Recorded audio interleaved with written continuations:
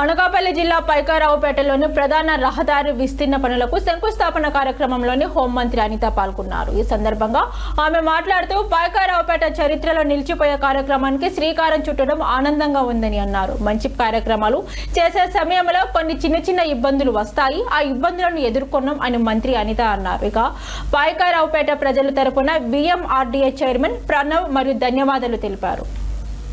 కళ్యాణ్ గారి మీద నెపం నెట్టడానికి చూస్తున్నారే తప్పించి అరే మీ హయాంలో జరిగింది తప్పు అని మీ 5 నిమిషాలు పనండి. రాజకీయాలు కాదు ఇక్కడ.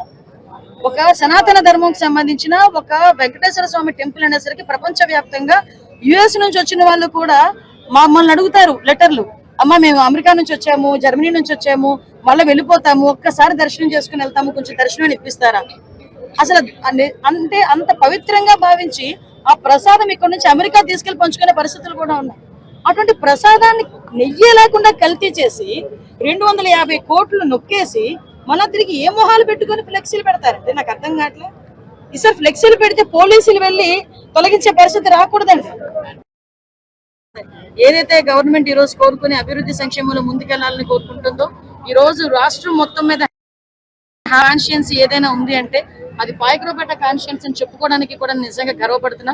ఇంత అవకాశం ఇచ్చిన గౌరవ ముఖ్యమంత్రి గారికి, ఉప ముఖ్యమంత్రి గారికి, నారా లోకేష్ బాబు గారికి ప్రత్యేకంగా పైకారావుపేట నియోజకవర్గ ప్రజల తరపున ధన్యవాదాలు తెలియజేసుకుంటున్నాను. Thank you. బయటకు వచ్చే నారాసుర రక్త చరిత్ర రాసినప్పుడు కూడా నిజంగా ఒకసారి రాజకీయంలో వన్ ఆఫ్ ద పార్ట్లే అనుకోవచ్చు ఎవరైనా, కానీ ఈ రోజు దేవుడు ప్రసాదంలో కూడా కల్తీ.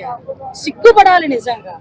దేవుడు ప్రసాదం, అందులో వెంకటేశ్వర స్వామి ప్రసాదం అంటే మీరందరూ కూడా ఎప్పుడైనా తిరుపతి దర్శనానికి నా దగ్గర నుంచి లెటర్లు కూడా తీసుకుని వెళ్తారు. వచ్చిన తర్వాత మిమ్మల్ని అందరినీ అడుగుతాను, ఏమయ్యా లెటర్ తీసుకెళ్ళావు, కనీసం ప్రసాదం ఏమైనా ఇచ్చావా అని అడుగుతాను. అంటే ప్రసాదానికి ఉన్న ప్రాశస్యం అలాంటిది.